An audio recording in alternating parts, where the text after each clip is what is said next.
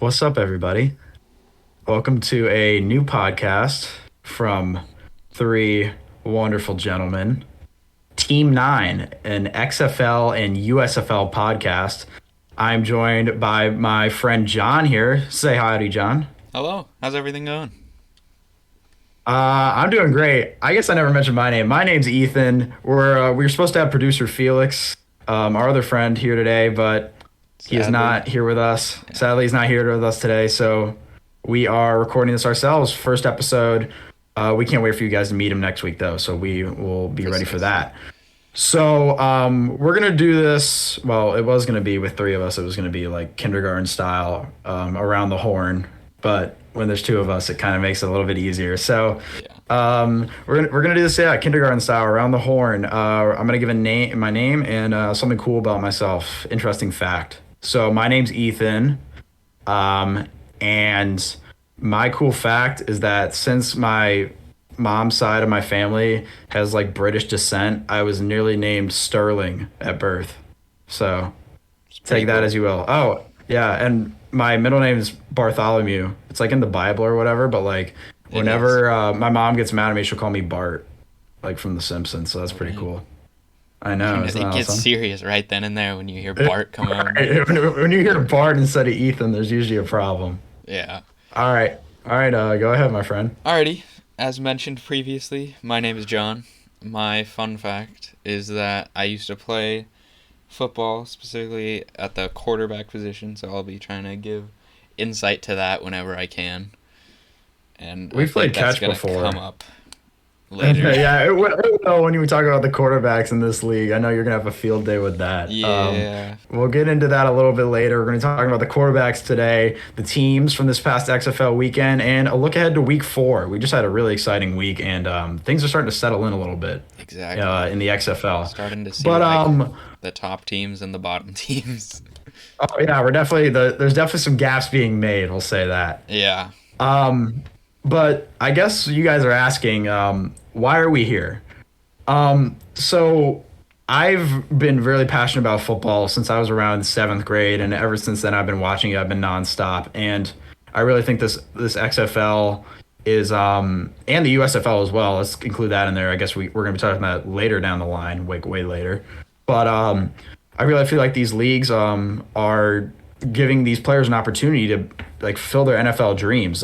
The XFL dream is to make it to the NFL, and I think The Rock said it best the other night. I think it was on Sunday night with Scott Van Pelt on SportsCenter. Yeah. He said, our league is filled of player 54s, which is also the name of their ESPN Plus show. It is. That the XFL is rolling out. If you want to check that one out, that's awesome. It's good stuff. Great content there. And really, that's what we are. This is Team 9. This is our podcast. This is Team 9. You're asking, why Team 9? Why is that the name? Well, you got to think there's 8 teams in the USFL. There's 8 teams in the XFL. We feel like that we're a team ourselves, so we're Team 9. Just like they're all filled of player 54s, we are the 9th team in that league of 54s. So we're here, and we can't wait to talk about these football leagues because we're all very passionate about football. We love watching it. We think it's awesome. So that's really why we're here, and who we are, and why the name. So I think we just get right into it. Let's get into these game recaps, man. Here's our weekend review. Yep. Our first segment here on the show. So let's get into the first game, the Toilet Bowl, as I've called it, the 0-2 versus 0-2. A little too early to call it the Toilet Bowl with these seasons being very young. I guess only the third game, but what a back and forth game between the Seattle Sea Dragons visiting Vegas to play the Vipers. Going into this game, didn't really know who they were going to start at quarterback. There wasn't a lot of coverage on that. We're going to talk about that later. I have a whole thing on that. We're going to get into that. Anyway, Brett Hundley started, NFL veteran, played with the Packers forever, bounced around a little bit at the end of his career, but he came to this game for Luis Perez, who was starting beforehand, and wow, he came in and he was really just a firecracker for this Vipers offense. He ended up, let me see what he ended up throwing for here. What was it? What was the final line for him? He went 13 for 28, 224 yards, 2 touchdowns. That's passing. And then you want to see his rushing at 8 for 66, and a walk-in touchdown that at the time looked like was going to give Vegas the lead or give Vegas the win in a game where it seemed like Seattle could not stop them. Exactly. But in a crazy turn of events, I mean, Seattle, they end up scoring in the fourth to make it a 2-point game. Yeah, like But then they go for three. They go for three, which is crazy. We're gonna get into their coaching as well because that's something that we don't really like about Seattle and Jim Haslett so far. We have not liked that. I've not been impressed. I luckily got the stop on Vegas, got the ball back with under 2 minutes. We were watching the game together at the time We were. with Felix as well, and dude, whenever they were calling the play and you could hear the play call because that's what's great about the XFL is that you get that audio access. And you heard that they were calling straights. We went ballistic. It was like, dude, this is 4th and 2. This is for the game. You need 2 yards, and you're calling a streak. Mad. But at the end of the day, in these leagues, sometimes talent trumps bad decision making. Yeah. And Josh Gordon makes a heck of a catch, backpedals, makes a move, scores a touchdown. Seattle ends up making the stop on the other end to win the game. Incredible. Another heartbreaking loss for the Vipers, who are now dropped to 0-3. Seattle saves their season, now at 1-2. But really what's crazy is that this game was close all the way, and Seattle had the first 300-yard passer and the first 100-yard runner in the XFL this year, and they still barely won this game. Incredible. Ben DiNucci's final stat line, we're going to talk about him a little bit later. We have a whole thing on him as well. Yeah. The quarterbacks this week, there's going to be a lot of quarterback talk. He went 29 for 37, 377 yards. He was actually closer to 400 than he was 300. 4 touchdowns and a pick. For Morgan Ellison, the running back, that was the guy who got over 100 yards. He came in to fill in for an injury at running back for Seattle. So good for him, man. Taking advantage of that opportunity. 17 for 103.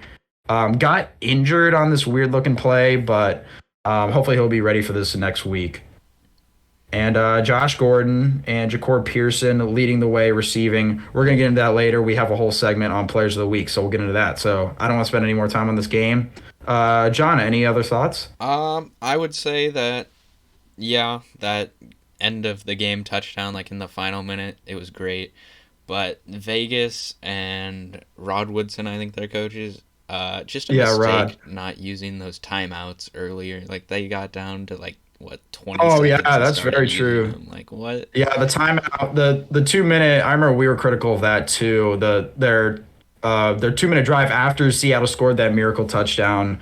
Their use of their timeouts on that final drive was pretty atrocious, if you ask us. But definitely not very good late game execution by Rod Woodson, and the Vipers lose another one, dropped to 0-3. But we'll get into the players more and the performance for that Seattle passing game and the Vegas passing game, to be honest with you, because there's a lot to talk about there. We'll get that into our Players of the Week segment coming up next.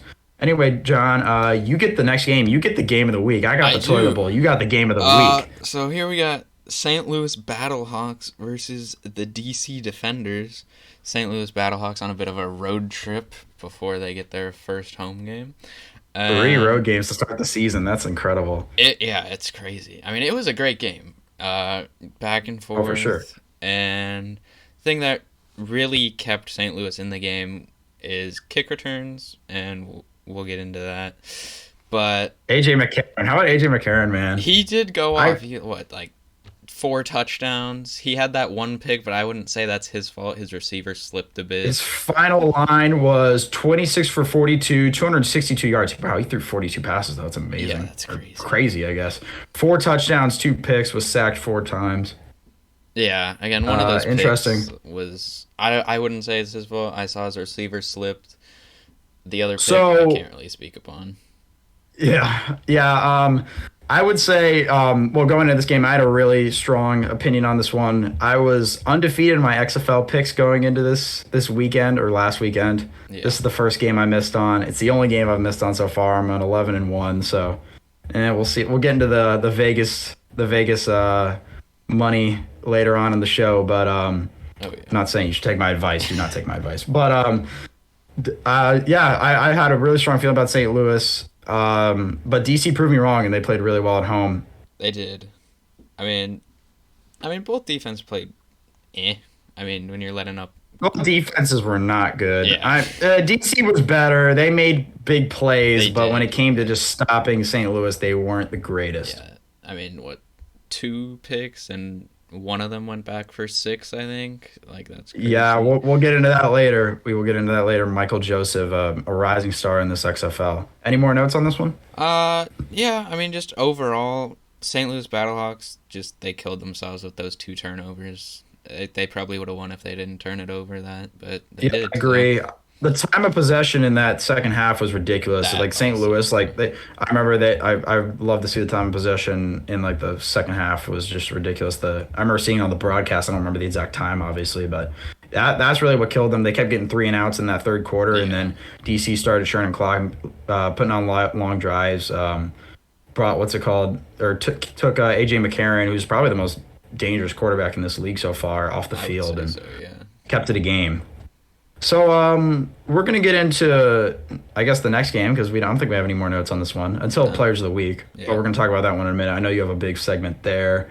Um, we're gonna get into the poor Orlando Guardians traveling to Arlington to play the Renegades in what would be Kyle Sloter's first XFL start. It was. Playing alongside his former running mate in the USFL, former Breakers teammate Sal Cannella. Let me see the stats on those guys. So Slaughter, pretty pedestrian numbers. 18 for 23, 124 and a touchdown. No picks, so no mistakes there. Wow, 4 carries for -2 yards. We don't need to talk about that. Sal Cannella with 5 catches for 33 yards. 7 targets, so he was definitely getting thrown the ball. And Tyler Vaughn's as well. 5 catches, 39 yards. He had the touchdown, which ended up winning this game. That was in the fourth quarter. But he also had 7 targets. Orlando really felt like this is really what's heartbreaking for Orlando is they really felt like that this was the one that they definitely could have gotten as their first win. In the end, talent prevailed for Arlington, and they ended up scoring in that fourth quarter and on that drive that I was talking about, Slaughter to Vaughn's on that touchdown, and then just Orlando couldn't get anything going late. They had the lead in this game at one point. But Yeah. and Lynch nearly led that game-winning drive, but on fourth down, chucked it up. A little bit of an overthrow. Receiver may have been able to get the feet down. Just a heartbreaking play. Any notes on either of these teams? I know Arlington looks slow They did. with Kyle Sloter at quarterback. I'm not too worried about it because I've seen Sloter play before in the USFL. I watched him all last year. I watched every game he played. I feel like he's a veteran. He'll get stuff going. But is there room for concern for Arlington here? The fact that this was probably the worst team in the XFL so far, an absolute train wreck, and they kind Yeah. of, it was a 1 point win. I know Orlando switched up their offensive line a lot, but I guess the fact that Arlington scored 10 points. Their defense is great, but the fact they scored 10 points, I guess. Anything there that needs to be I'd talked say about? still, like, a lot of teams have gotten their feet under them to say, and just they have identities. I'd say Arlington is one that hasn't exactly.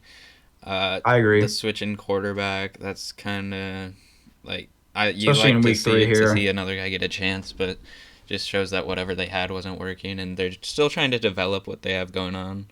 So we'll see what Right. happens next week. Can't really judge them R- right now. Right, it's going to be a hard one. They have a hard game this next week. We'll get into probably the game of the week this next Yeah, week, which definitely. says a lot about the slate this week. That Arlington, a team that we don't really know about, but I guess we'll get into St. Louis as well. But yeah, for Arlington, Slaughter not an immediate impact like we might have thought, but we'll see how they go next week. Yeah. Let's get into the final game of this past weekend. The San Antonio Brahmas and the Houston Roughnecks. Houston's third game in a row here at home, 3-game homestand to start the year. They'll be on the road this next weekend. John, what do you got on this game, buddy? Just kind of sad offense for San Antonio. I mean, Yeah, their especially first, after the week before, right? I mean, yeah, going from playing against Orlando, which is probably the worst defense in the league, versus a team like the Roughnecks, which I think it might be the best team and yeah. have the best defense in the league. I mean, wow. Especially with Wade Phillips. So what does that guy have? Like 70 years of coaching Yeah, experience? that's Ridiculous, crazy, man. dude. It's like 76, I want to say. I want to look that up, Something but like keep that. talking. Uh, yeah. See, there's just not a lot here for the Browns. Their first Like, when they came out like a cannon. They had Travis Johnson going for, like, a 59-yard kick return, and then they scored off that. But there wasn't much else after the game, after that part of the game, because Cone, the quarterback for the Brahmas, he went 8 for 20, 64 yards, a touchdown. Like, nothing there, you know? Yeah, what happened to Jack Cohn, man? It really felt like he picked up some steam against Orlando. Like, it really felt that passing offense was going well. He probably had the best passing performance until DiNucci outdid him this weekend. That is But in that true. Orlando game, 3 touchdowns, 150 yards, which I know 150 is not a lot, but in this nothing to league, it is a sneeze at lot. either, It's you been know? a lot. It's been, yeah, nothing to sneeze at, but 150, you're usually cracking 200 in the NFL. Exactly. But yeah, not great The from running game wasn't Jack there. Cohn.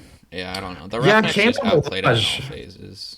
Kalen Balaj, what's up with him, man? I felt like he had that really good first game. I know they ended up losing that game with that incredible St. Louis comeback, Yeah, but I know. dang, I mean, it just feels like it felt like there was a lot of promise for him, and now it's just the San Antonio can't get their running game going. I still Any think notes on there Houston? is, but Oh, I'm sure there is, but we haven't seen it yet, I guess, Yeah. really. We're going to have to wait till they play, I don't know. I mean, I guess Houston, we'll felt see like how- everything was going right for them. I mean, what? Silver is going for 24 of 35, Silvers, 278, we're gonna- 3 tutties. we're gonna- That's great stats right That's a there. great stat line. We're going to talk about him. His performance was overshadowed a little bit by DiNucci and some of the other stuff That going is on true. this weekend. So I do want to talk about him. The running in game the was next going segment. on well for them, too. And then Oh, the- Max Borghi, man. That guy's a machine. Yeah. Me and my dad love him. We thought he looked awesome He did look these past couple very weeks. good. And then Jontre Kirkland just led the way in receiving for them with, what, not 77 yards, 2 touchdowns. He went up and high-pointed a ball that I saw. It was great. He put on a show. Yeah, he really did, man. All right. Are we ready to go into our Players of the Week segment here? I believe we are. All right, I'm going to start off, and I'm going to start off with the one I've missed on, right? The one miss I've had so far Yeah. Okay. when it comes to reading this XFL. Jordan Ta'amu, man, came into this game. I know the first week when they played Seattle, they got that close win. It really felt like De'Aaron King was the X factor in that one coming in. Same with the next game, too, but there was some rain affecting that one. But it really felt like that DC really couldn't get their deep passing game together. This past weekend was the first time we had all the favorites win. So I was looking for an upset somewhere, and I thought St. Louis would be the team to do it. Obviously not. But I really questioned the DC passing offense on third down, and Jordan Ta'amu proved me wrong, man. It felt like every time they had a 3rd and 8 or something like that, 3rd and 7, Ta'amu was just standing in there making some great throws, receivers making some great plays, but Ta'amu making those throws finally, which is what we wanted to see out of him. That was the thing that was holding me back on the defenders. But they look like a really complete team. They're right up there with Houston Yeah. for the best team in the league. 2 best teams in their conferences, respectively, obviously, the South and the North. Yep, Could easily see that being the championship game. definitely could be. Yeah, I mean, a lot of those, deep balls, they came out from, play action, so I think they got a lot of worth coming there because they have a pretty good running game as well, so that works Yeah. well. There was a lot of good shotgun, though, I felt like. I That, felt like Tommy too. was throwing out a shotgun, which was crazy. That was the thing that I was questioning for, but he did it this week. Seems like all teams are Um, using that shotgun formation. No real Yeah. under center stuff besides run plays. Yeah, not a lot of under center. Definitely just for handing the ball off, that hard-nosed running. Let's talk about a guy that you really like this week. Little guy in Seattle. And Yeah. there's a couple guys you go with here, but this was one guy that when you texted me, hey, here's one of the guys I want to talk about in Players of the Week, I was surprised, but go ahead. I want to hear it. Jacor Pearson. I mean, this guy, he's small, but man is a speedster. He's like the Tyreek Hill of this league. He's leading the league in yards, in receiving yards, with 272. He went for 99 yards last week, I believe, and he's just making cornerbacks look silly with that speed. He ran like a 4.2. That's NFL speed. I'm surprised he's not there. It's probably because of his size, but if he keeps putting up these numbers, he'll be going places. Yeah, being an athlete in the XFL definitely helps you a lot. I think that's what separates some of these the boys from the men in this league. Speaking of an athlete, guy that I thought you were going to mention, how about the guy who caught the game-winning touchdown, Josh Gordon? I mean, wow, what a game out of him, man. Let's see what he finished with here officially. 105. Dude, 6 catches, 118 yards, 2 118. touchdowns on 7 targets. So only one didn't get to him. Yeah. I couldn't tell you how that one didn't get to him. I doubt he dropped it. I am sure it was DiNucci missing him. Most likely. Speaking of DiNucci, I'm highlighting here in Players of the Week, but me and you definitely feel the same way on him. We weren't as impressed as everyone else, which is crazy to say. He threw for 377 yards. You have to give credit there. 4 touchdowns. Best performance we've seen in the XFL so far. 100%. At the quarterback spot. But, I mean, what didn't impress us, really? Because we were, obviously the stat line pops off the page, but for us who watched the game, we weren't as impressed. Yeah, I don't know. Like, a lot of those come on big play yards, like that's very true. That's touchdown. very true. I mean, he doesn't yeah, get a lot of middle yards, like those 5-10 yard plays. They're really a definitely looks big player downfield a lot. Team. Yeah, he definitely looks downfield a lot. And then maybe that would explain why they go for 3 points every time on the conversion. Oh my God. We'll talk about that in power rankings. God, I'm getting off track here. Yeah. Seattle just is a very frustrating team to watch. They are. Especially because you know how talented the offense is, and the defense can give up, 26 to a team that literally has done nothing in the past 2 weeks.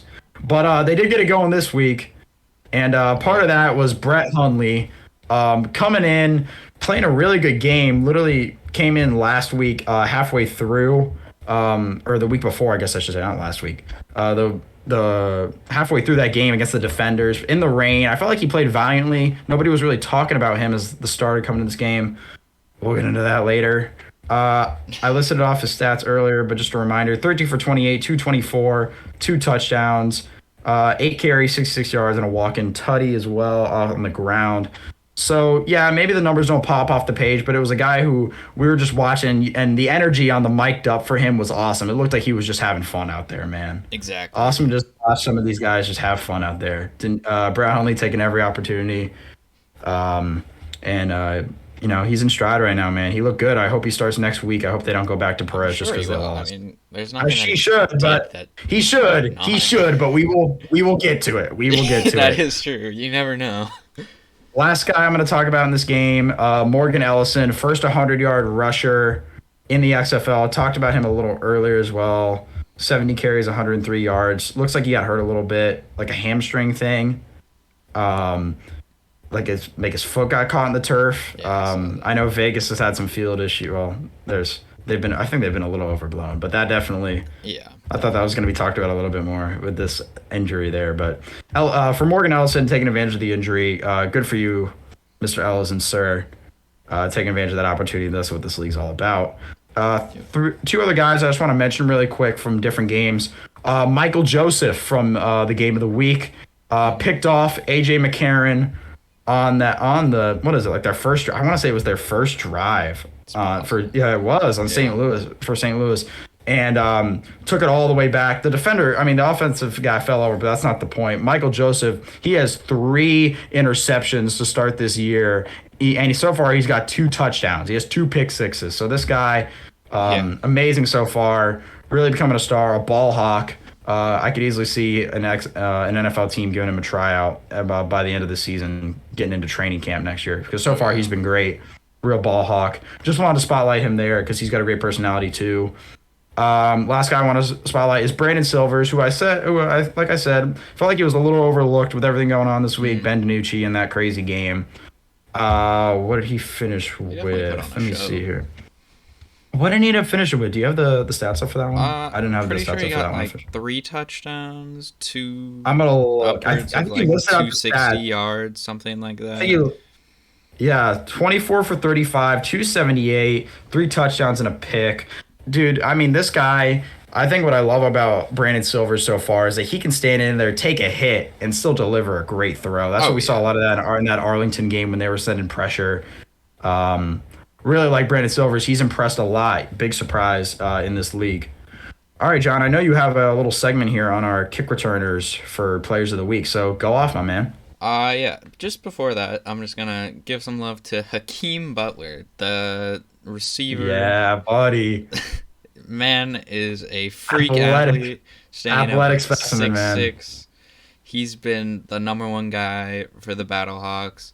That week where he had that one hand that he dropped, I mean, that gave us a bit of worry, but this week he really came back and showed us with his 105 receiving yards on 9 catches, and he had a touchdown to round it off, so he had a great game. Yeah, tie the game at half. That Yeah, was obviously that was awesome. He proved me wrong. I was saying that he's got to hold on to the ball in those contested catches situations after that Seattle game, and he came back and he sure did that this week. I know they didn't get the win, but Hakeem Butler definitely looks like he could be a star in this league. definitely a guy to watch. I could see him going to the NFL. He has that talent. Oh, for sure. All right, well, now on to the power ranking segment. We're gonna be posting these on our Twitter, and we'll get to our social media handles. I guess I'll list off our social media handles right now. So on Twitter we are at Team9Pod. So it's gonna be TEAM. Yeah, I know you guys know how to spell team. The number 9 and POD. We'll be posting both these power rankings from me and John. We both ranked the teams this week. And let's get into the power rankings here. You list yours off. I'm gonna get that. What's it called? All right. I'm gonna figure out what the Well, heck this- first, I mean, our top three is pretty similar, or it is the exact same. I got the Roughnecks, Defenders, and Battlehawks, and I'm pretty sure you have the same. It's after that we kind of switch up a little bit. Yeah, And let's hear it from you. I take the Brahmas at 4. I think I didn't really judge the Brahmas on their week 1. Like everybody's Yeah, still that's getting about their a- legs under them. The last 2 weeks, I Nice. would say the Brahmas have looked a bit better than the Arlington Renegades, who are my 5. And yeah, I don't know. Yeah. I think Okay. yeah. And then after that, I mean, we just got the pretty much worst teams in the league. But I did end up putting Vegas over Seattle for the 6th spot. I got Surprise. the Vegas I was Vipers. looking at that. I was looking at that. You have the team that just lost to the Sea Dragons Yeah. below them. What's it with that? I guess we'll get into that in a minute. Hang on. So list yours out really quick, and then do you have mine up? I do. Okay, can we let's compare and contrast here. Let's do a little, All right. little So for comparison. number 1, we both got the Roughnecks. For 2, we both Okay. got the Defenders. For 3, we both got the Battlehawks. And Nice. 4 is where it switches. You Right. have the Renegades at 4. I got the Brahmas at 4. Okay. And then after that, you have the Brahmas at 5. I have the Renegades at 5. Okay. And We'll then talk you about that in a got second. the Sea Dragons at 6, and I got the Vipers at 6. And then All right. you We'll got get into the that. Vipers at 7. I got the Sea Dragons at 7, and then we both have the Stinker team and the Guardians at 8. Oh God, the train wreck themselves, the Guardians. Yeah. Oh, you need 500 subscribers for a YouTube community tab. All Eh, right. that's great. We'll talk about the top 3 here just for a second. These teams just stand out to us as like the most steady, I guess. I think that's the or I guess the golden thread between these 3 teams here for both of us is they're steady at the quarterback position, not really any questions there, and they're just playing good football. I know the Yeah. St. Louis just lost, and they had to have their 2 games they had to come back in those 2 games that they did win. But I mean, they just show a lot of fight, and McCarron can keep you in any game. Yes. I forgot to mention earlier, I was trying to figure out the number on how many years Wade Phillips has coached. Google says 75. That's a lot that's really long. That's both of our lives combined and way more. So for the Roughnecks, I just think they're the best team so far. They've been the most consistent. DC, it took them until this week to get their passing offense, but still a very impressive win against St. Louis. That crowd can definitely change a game there in DC. Oh, yeah. Get that beer snake going. Yeah, right, man. All right, let's get into the differences here, right? Enough being friendly. So you have San Antonio at 4. I do. I have Arlington at 4. Is it the Slaughter thing? Is that what has? I Is don't that know. scaring you away from neither Arlington? of them had great games last week. I could see these flip-flopping on mine, but I Right, see but what is it like happens next week. Is it like the fact that they switched to Slaughter that scares you? Like we didn't know who our quarterback was? Yeah, and then again, only putting up 10 points against the worst team in the league, like I don't really like the look of Right. that. I get it. Yeah, they squeaked out the win by 1 point, so yeah. Right. For me, So far, the way I've read this league is that like at the end of the day, a win is a win. Like St. Louis, maybe they had to True. come back down 12-3 in the first game, onside kick. Alternative, everyone's heard it by now. Anybody who's tried to follow the XFL is probably sick and tired of hearing about it. But nonetheless, the Battlehawks won that game. The Brahmas lost that game. Yeah. Even though the Renegades only put up 10 points, they only allowed 9, which is amazing. Just the fact their defense has been that good. So a win is a win there as well. So yeah, I mean, I think I understand. Like I can see. I guess that's what power rankings is, right? You're not necessarily ranking them by record. You're just ranking them by Yeah. who you I think's mean, that's better. And I why. could definitely see if Arlington and San Antonio were to play right now. Yeah, I could see that being a close game. Especially, I think San I think it Antonio's would. defense is Yeah. a bit better than we're giving credit for, or being talked about. I guess I don't really Yeah. see them being talked about as a top I 10 think they unit did or get not picked top 10. apart by the Jesus. Roughnecks, but again, that's the best team in the league just all around with defense and offense combined. Right. Yeah. All right. Yeah, I think we can go either way on that one.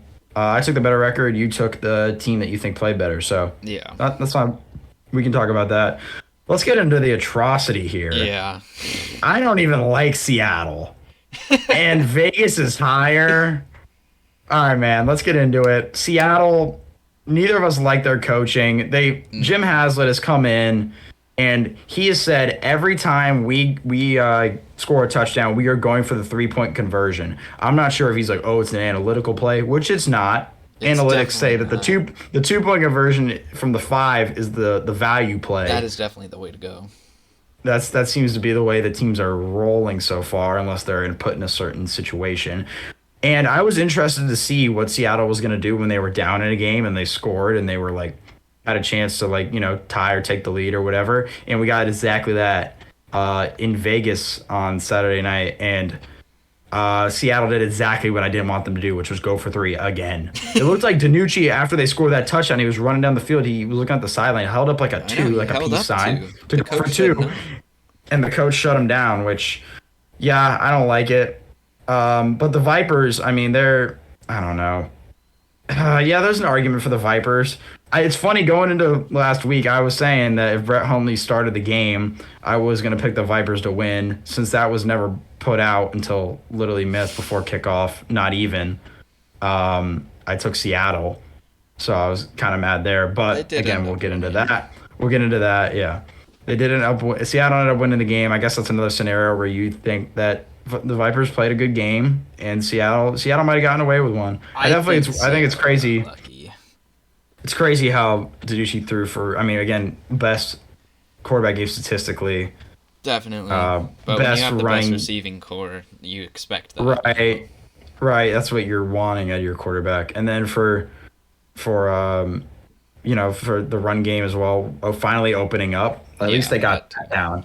It's not necessarily their play calling or anything. It's really just their decision making that is driving me crazy with yeah, Seattle. and it just seems like they're not playing like in a fun way. They're definitely in the more professional mindset, which is It definitely seems a little bit tense. Like yes, DiNucci on the exactly. mic definitely seemed tense, and then you look at the sideliner with Brett Hundley and the way he was playing. It really just felt like he was playing loose and having fun out there, Yeah, which I that's guess one of the was a good reasons I ranked the atmosphere. Vipers over them.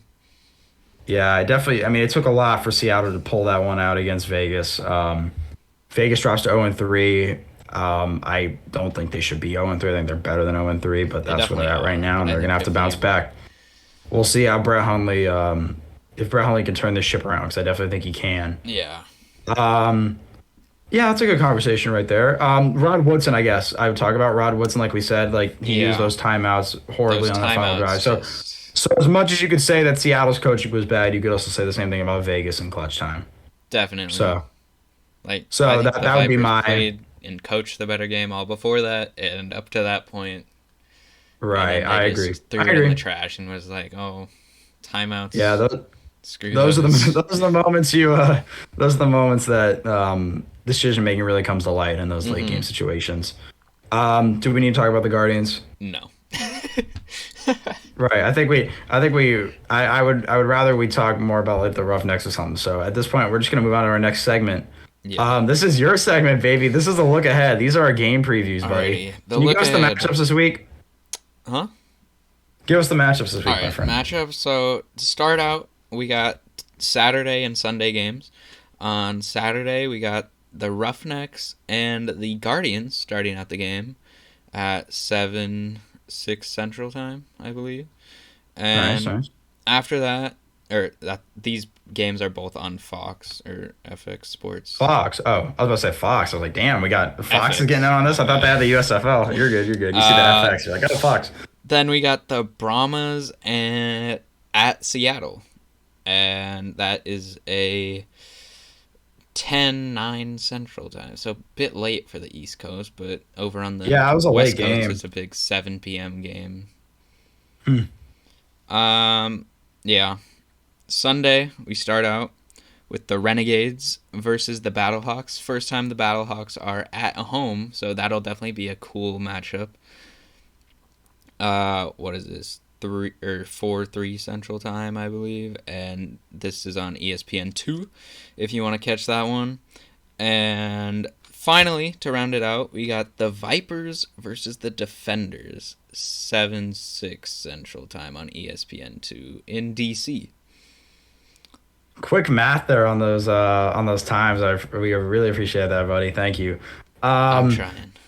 All right, let's get into the fun part of the show. It's our pick'em segment. We're calling this one the Vegas View. We're gonna talk about your over/unders, your spreads, your money lines. This is everything right here. This is your pick'em segment. This is our, and I want to keep track of these. I think it'd be cool to have a record for both of us, Alrighty. so you can finish the end of the year. I know some people might do a bet on this to where it's like, oh, if you lose, you have to do something, like a dare. But we don't gotta do that. You know what? We'll see. Maybe if we get enough of an audience this week, maybe they can open it up in the comments section on. If they get a Ben DiNucci Twitter jersey. Oh God. Okay. Oh, how about that? That's our bet. Whoever loses this has to get a Ben DiNucci jersey. Maybe not yet. All right, you know what? We'll talk about it. Season type, like at the end of the season. It's young. The season's young, so we don't need to lock anything in it yet. But I will definitely be willing to do a dare. Yeah. Same. For something like that. So we'll just go chronological order here on these games. So the Houston Roughnecks visiting the Orlando Guardians, a matchup of the Week 1 game where, Houston dominated. They won that game 33-12. Yeah. This one, obviously in Orlando, so this is our first rematch we've had in the XFL. We get another one this week as well, but we'll get to that. Houston opens up as 8.5-point favorites here. Over-unders at 37.5. So, John, who do you like to win? Do you like to cover? What do you like on the over-under? You got to go Houston here. Houston on the money line for sure. You taking the spread? 8.5 is pretty big, but Arlington didn't do it last week. No, I'm not taking that. You're not taking 8.5, really? I'm not taking 8.5. You think Orlando's gonna cover that 8.5? It's possible. What's your pick? You gotta lock it in here. I don't think so. You guys cover it. You got Houston money line. Yeah. You think Orlando's gonna? You think Houston's gonna cover? I'm gonna say the Guardians do not cover the spread here. Okay, so Houston cover here. What do you like on the over-under? Yeah, 37.5. Not cover. My bad. Right. You're good. Houston covers, you can call it. Yeah. So over-under 37.5 on this game. The first one obviously ended 33-12. The Roughnecks almost did it themselves. Are we gonna get the same kind of script here in this game, or I could definitely do you think Orlando's similar? Do you think Orlando's gonna watch the tape and make an adjustment? You think that Houston's just so much better? Yeah, you can make an adjustment, but Houston's gonna do the same thing. Yeah, that's true. It comes down to better coaching here, and I think the Roughnecks got it all the way through. 75 years of experience, that'll do it, right? Yeah. All right, so we're gonna lock these picks. Now I think we swept. We all have the same picks, or I guess what's your over under? What do you got on the over under? I got it going over. Yeah. 37.5. All right, good call. Well, we are the same on these picks. We're no separation here. I got Roughnecks spread over 37.5, and obviously the Roughnecks money line. They're going to cover the spread. Yeah. Then obviously we are going to look like idiots if they lose. If they lose, then I think even Vegas is going to look stupid. So I think that's okay. If Vegas looks dumb too, then it's okay. We had obviously I mentioned that a little bit earlier. We had our first week where all the favorites won. So Yeah. that was pretty. That was, I guess, not unexpected because they're the favorites. They're supposed to win, but we hadn't seen that beforehand. So Vegas, it looks like maybe finally getting a little insight on this league, trying to finally figure things out because it took them a minute. Yeah. We had two upsets in week two, one upset in week one. You know, we have three upsets this year, but Vegas finally figuring out this league. Possibly, we'll see It's very if we like possible. any of the underdogs later in the week. Here, here's one where yeah, I might take the underdog here. All right, San Yeah. Antonio visiting Seattle Saturday night. Lumen Seattle favored Field. by 4.5. Wow, this actually isn't the biggest over under of the week. That's crazy. But 40.5 on the over under here. 40 and a half. Every Seattle game is going to be like sitting at 40, like 40 for the rest of the year, which is pretty high scoring for this league. Yeah, So, it is. John, what do you like? Who do you like to cover here? 4.5. Seattle favorite at home here. What do you Uh, like?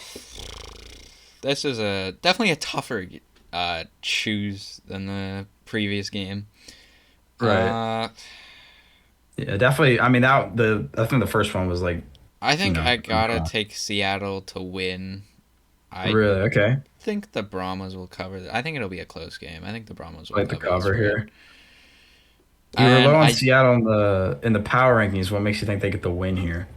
uh yeah, I think Seattle just more spark on offense. The Brahmas don't really have that. I think they could, depending on like play calling and stuff.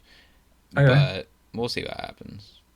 Right. All right. Well, I think this is where we're gonna have first little bit of separation, my man. I'm gonna take the San Antonio spread because I'm also gonna take them to win. I think Okay, Seattle's crowd didn't affect the St. Louis Battlehawks when they went in there and won their game. that's true. Seattle's coaching really is just the 3-point conversion thing. It definitely screws with the spreads a little bit. Oh yeah, The XFL spreads are already ridiculous because of the way the conversions work. You can definitely get things muddy with the spread, which is why, those. I don't know.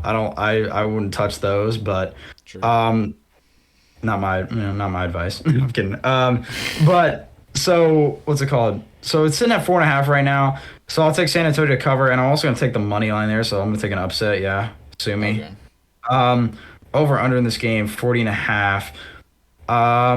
Well, San Antonio. So the thing with why I'm taking San Antonio to win this game, I guess I should say, because that was the big statement, because they're the underdog yeah. here. Um, Seattle's defense. I mean, God, man, they can't stop. They can't guard a parked car. To be honest with you, They San Antonio can at least make stops when they need it. They did it last week to get them the ball back a little bit, even though it was like yeah. a couple seconds left. They still got the ball. They can make stops when they need to.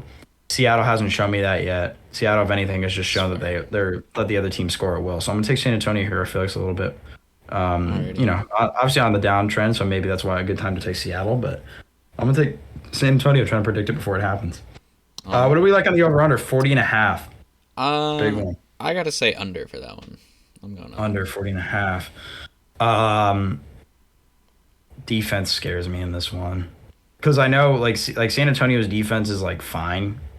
So Yeah, like Seattle yes. could definitely carve them up and easily drop, like what did they drop Exactly. this past week? 30, yeah. Like they could easily drop 30 and that could, you're 10 away. I I'm think gonna take the over on this one. Life's too short. Life's too short to bet the under if you ask me. So I, I'll take the over I on think that it's one. gonna be a slow start and they just won't be able to pick it up in the second half. So Thanks. Are we just like completely different on that game, huh?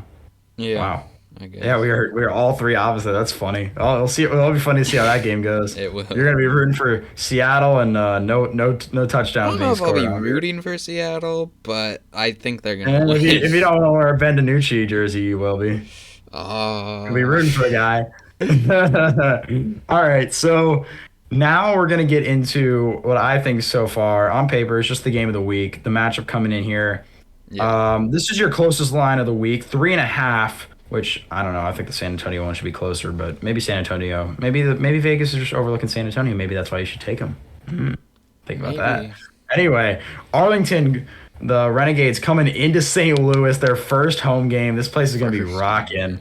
Battlehawks favored by 3.5 here. Speaking of three, the Battlehawks have been selling tickets in the 300 levels. So if Yeah. you haven't been to a stadium before, you have your 100s, which is like what you'll see on TV most of the time, Yep. and then you have your 200s, which is a little bit farther up, and then your 300s, which is like I mean that's like a I'm at like a bas like a I can get like a NBA tickets in the 300s for like $12. Yeah. And then and now they're talking about opening up, and now I've seen on Twitter that they want to try and open up the 400s, Yeah, that's which is just crazy to me. crazy.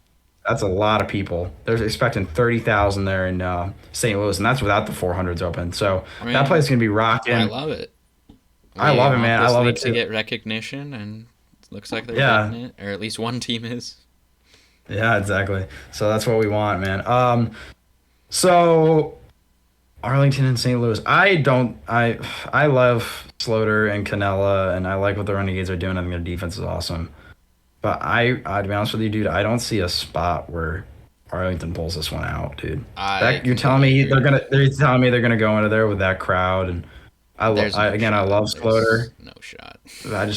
I don't see it at all. Like I was like the one pick this week. It's like literally the closest line, but it's like it's almost so close where it's like I feel really Maybe passionate the about this line's pick. close, but I feel like it could be a blowout. So So it sounds like you're taking St. Louis spread, huh? I Because I'm am gonna do going to that be too. taking I'm St. locking in the money Louis. line. I'm taking the money line on the spread here. It's at 3.5. So obviously with the way, obviously if I was in making a bet on the NFL, maybe it's a bit different. But in True. this league with the conversions, 3.5. Yeah, I'd probably take 3.5 for St. Louis. I St. like Louis that. is going to beat them by more than 4 points. I'm just saying. Yeah, yeah. Yeah. I agree. I agree. Over under is at 36.5. What are we feeling on this one? I think the over. I'm taking the over. Over, really? I'm taking the under. I think I could see yeah, God. Yeah, Arlington's defense is good, so they'll make stops on St. Louis, kind of like how Yeah. what's it called did last week, DC. And I think Arlington like Slaughter could definitely pick things up, but I don't know. I think St. Louis they force enough turn like fumbles. Like that's really their thing is Exactly. St. Louis forcing fumbles, and I think they can easily get enough of those and keep it low scoring. So I'm gonna take St. Louis in a nice little bit of a defensive battle. But I think it'll I'm probably be sure. like a 24-12 game, and that'll go over. So, yeah. Oh, is that what it is? Oh, that would go over, right? Yeah, 20. That's math. Wait, would it? No, 24-12. It's at 36.5. Ah, Was that over or under? all right, we're going to go Ah, that would go under. 26-12. 26 That would that would go under. All right, cool. I'm gonna 26-12. take the under then. You proved my point. I'm gonna take the Dang. under. You're taking the over. It's all right. Oh, That's the one pick. That's the one pick on that game where we're split on, but we'll see how that one goes. my math All is right, this failing one. me. We got the Vegas Vipers visiting the DC Defenders 0-3 versus 3-0. Mismatch on paper, but we'll see. I don't know. I mean, we'll see how the Brett Hundley effect's looking like. Because it seems like it definitely Yeah, affected the spread. This is the biggest spread of the week, or not the spread. This is the biggest over under the week, 41.5. really. That's a lot of points. That is a lot of points. God, I know DC was scoring last week, but damn man. Um, so it's at 6. DC, Jesus. DC favored by 6 Okay. here at home. Beer Snake gonna go crazy on a Sunday night too. Oh my God, that's gonna be awesome. That'll be awesome in DC there. So this is obviously another rematch. We saw this game earlier 2 weeks ago. Yeah. Luis Perez starting that one. Brett Hundley came in halfway through with rain. De'Aaron King was the X factor in that one for DC. Yeah, this is just And going to be a completely different game. it's funny they're supposed to have rain again, which is crazy. Yeah. It's supposed to be rainy again in DC, or not in DC, but it's supposed to be rainy again for the Vipers and Defenders, which I think is funny. So I'm True. gonna go. I'm just gonna take what happened in the first matchup and use it here. I'm gonna take DC spread. They're gonna cover 6. I'm gonna take the under 41.5. That feels very big to me. And obviously, I'm gonna take DC money line because I already took their spread. I'm going to go the under as well. I don't know that it'll get to Yeah, 41 points. That's kind of crazy. 41.5, 42 has got to get to then to hit. Yeah, exactly. That's a lot, man. I don't know. Um, Yeah. yeah, so I think the Vipers, they got kind of like a Baltimore Ravens thing going on with Brett Hundley, the read option and stuff. So I'm Yeah, going to that's take them awesome. to cover the spread. Oh, okay. Wow. Oh, and going into DC too. Wow. And I'm gonna take That's their a money statement. line. What? No way. The Yeah, Vipers? yeah. Holy cow. That's a huge call right there. I love it. I love it. So that's a big call right there. So, um, I think it's a bit we'll, of a trap game. okay. Okay. I like it on a Sunday night, little upset. I like it. Trap game in the XFL. All right. Yeah. So we're gonna go over these one more time. First game, Roughnecks Guardians. I got the Roughnecks spread money line, and I'm going over. Or yeah, I'm going over on that one, 37 and a half. Yeah. For you, you're same on I that, right? got We were both same on that, right? We're Yeah, both I think we were over. same all three. I got Yeah, we're Houston. both same on the Yeah, Houston money line. They're gonna go over everything. Yeah. spread, over, and money line. We're all in sync on that one. One Houston we're probably gonna go exactly over opposite 30 on. points. Orlando give them like a garbage Yeah, time touchdown here. right, Goes right. Yeah, I over. mean, I'm sure they'll score at some point. Yeah. At least something, a field goal. They're not getting shut out. Um, One we are completely different on. Brahmas Dragons. This will be a fun one to watch with you It will on be. Saturday night if we get on. Um, yeah, so obviously I was on the Brahmas, you're on the Dragons. I am Uh, taking the what did you Dragons. take? Did you take the under or the over? I took the under. Yeah, Took the I under, I took took the the over. I said five's too short. That's right. All right. So I'm all the Brahmas, you're all on the Dragons. yeah. He's on the under, I'm on the over. It'll be an interesting one to watch. Renegades Battlehawks in St. Louis, first one. We swept on this one, right? Or no, wait, did you take the over under? I What did took you the take? over. What was I on? I forget. I took the under, I Pretty sure think. you took the under. Yeah. I took the I under because I took thought the over. defense was going to be well. All right, yeah, under. So we're off on that, and we were both agreed on the under here for this Vegas DC game. Yep. But you're taking the Vipers to cover and win outright. I I'm am. taking the Defenders to cover and win outright. That'll also be a fun one to watch together. All Yeah. right. We are all done with our main XFL segments here. Yeah. So we're gonna do we're gonna give you guys a little insight into who we are because I think that's what's gonna be awesome about this podcast. We can get everything going. Is just for you guys to know what we're interested in, what we like, because we like football, and our I this do one will like be football. this one's week we'll be talking about football, Oh yeah. but some weeks we won't. Welcome to our segment called Off the Wall. Fun fact, we almost named the podcast Off the Wall. We were between Team 9 and Off the Wall. Anyway, Yeah. Team Off the Wall is a segment where anybody, me, Felix, or John, I know Felix isn't here today, but next week he'll be here, can give us anything, can bring any topic to the table that they want, and we can talk about it. So this was almost also named. This segment was also almost named best slash worst thing I saw this week. I took it from Scott Van Pelt. Anyway, so we're gonna get into this. Here's our whatever our topics. I know what mine is. We talked about it. Yeah. But let's listen to yours first because I have no idea what yours Mine is. You've never first. told me. Okay. Let's do it. Bringing Because it I'm back interested. to Ben DiNucci here. Oh goodness. Yeah, well, I guess we're both on this game then. All right. Yeah. Same game. This man, I need to see an actual drop back. I don't want these like tiny, tiny little steps. Like, Oh yeah, you were on him on this. You were on him on this during the game. You were like, "Why is he taking his there's a time?" Like reason such a they're short in route. shotgun because he won't drop back quick enough. Like when he gets the ball, he like twiddles his fingers, kind of moves back. Like, Mm. and maybe, yeah, I'm sure he's going through like a few reads while he's doing that. But you got to get out because what if you want to throw it to the first read? Like, oh my goodness. You got a quarterback talking to you, Ben. Fix it, buddy. Fix it. I think he's might be getting a tad lucky, or he just has these great receivers with him. Might be a combination of both, my man. Might be a It combination of definitely. both. I mean, that last play was all luck. Don't let them tell you otherwise. Yeah, I mean, it definitely was. That We can. corner was like a piece of like I don't even know lint to Josh Gordon. He just kind of ran into him, and the man fell over. Oh, that was a rough one to I know watch for Josh the Gordon's an Vipers. NFL receiver, and he was like leading their league in 2013, but what? That was like 10 years ago, and man's still pushing over little guys. Like, what? Hey man, don't disrespect Josh Gordon. That guy is him right now. I'm That not guy is disrespecting absolutely him. I'm him. disrespecting the corner right now. Second the league in receiving yards, dude. The guy has been popping off. I know. And All the right. first in the league is Jaquar Pearson. Oh, And Jaquar. Jaquar, whatever. Yeah, Jaquar. Yeah. And this man, again, I touched upon it earlier, the 4.2 speed, that's also carrying Ben DiNucci.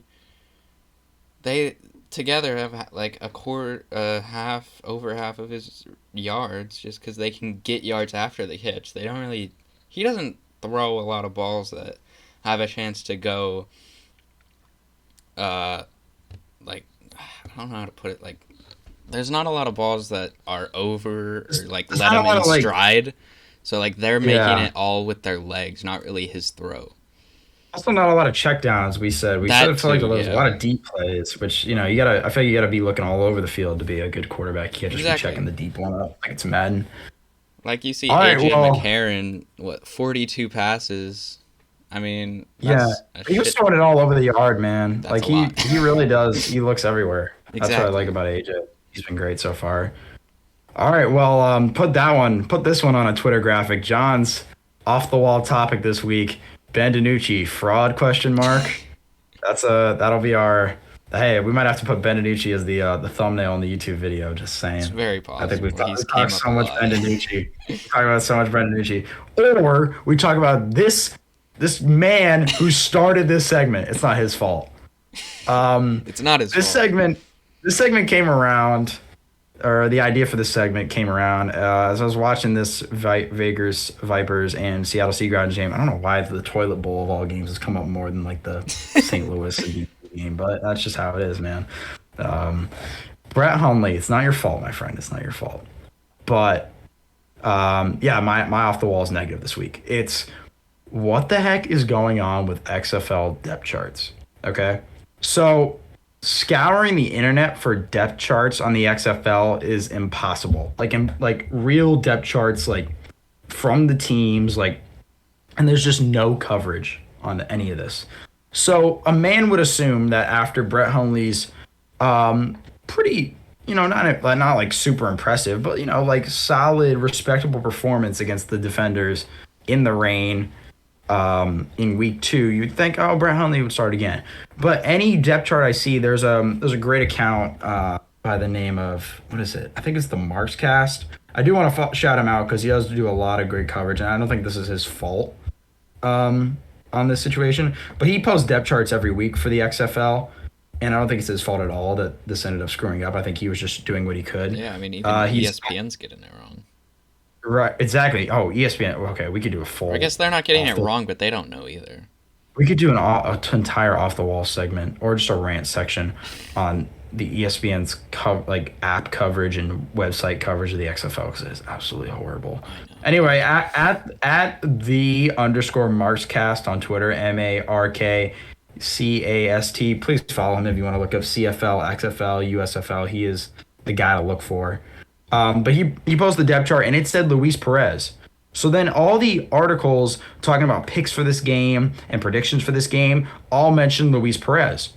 So a man who's, like just trying to make, just making picks for himself and everything, took the Sea Dragons to win the game because I didn't think that Brett Hundley was starting. And I really thought that Brett Hundley had that big of an impact. And look at that. He did. I was right. He did have that big of an impact. And thank goodness this ended up coming out because, I would have made the wrong pick otherwise, right? I would have picked Vegas and I would have been heartbroken right on that final play. But yeah.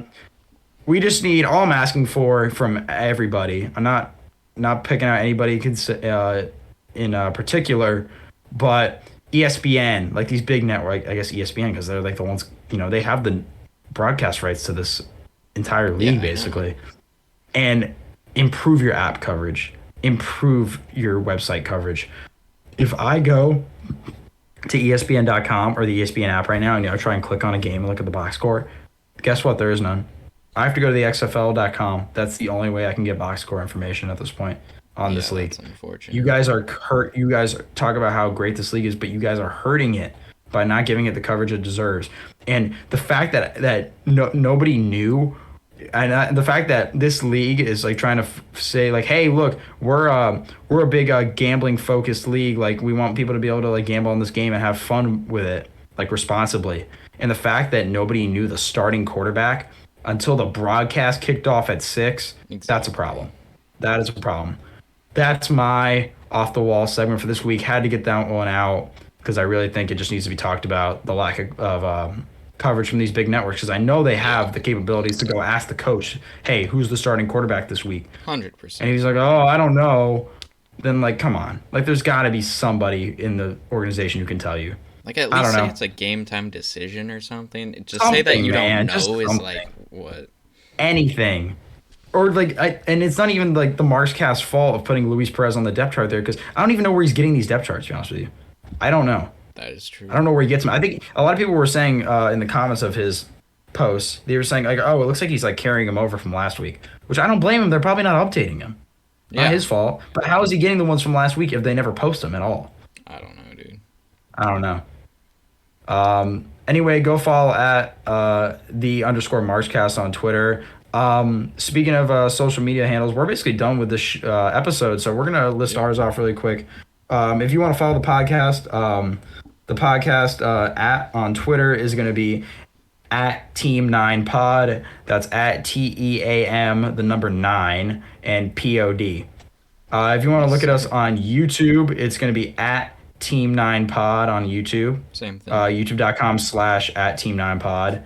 And Spotify and Apple Podcasts, just look up Team 9 Pod. Hopefully we show up, or Team 9 Podcast. Yeah. We're gonna see hopefully we show up there. We'll get that rolling. You'll be hearing this on Friday. The games kick off tomorrow. Hope everyone enjoys the games this weekend. John, do you have anything to say? No. I think it'll be a good week. And yeah. Hey, we're thoroughly excited to talk about these leagues. We love football. Thank you for giving us a chance. If you listened through this all the way, even parts of it, anything. Thank you for listening, guys. Have a great weekend. Yeah. See ya.